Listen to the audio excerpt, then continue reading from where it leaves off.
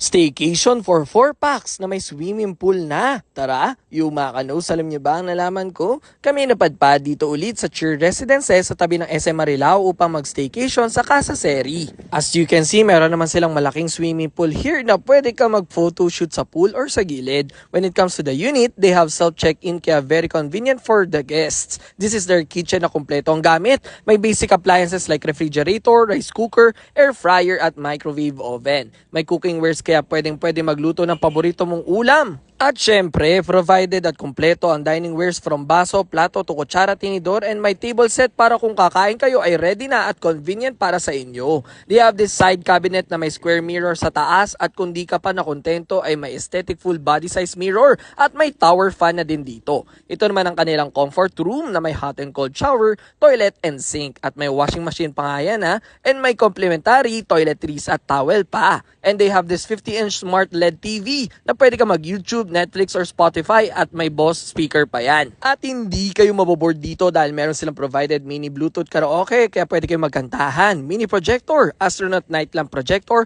Uno cards, Connect 4, Jenga bingo and more. And may sofa bed din na pwede nyo gawing bed overnight. And this is their full size bed with storage na very cozy. Meron din silang wifi kaya pwede ka dito mag-work from home. At ang ganda din ng view sa window dahil kita ang sunset. For the rates, ilalagay ko na lang ito sa baba for your reference. Ano pa hinintay nyo? Tara na at mag-staycation sa Casa Seri sa Marilao, Bulacan. Let's go!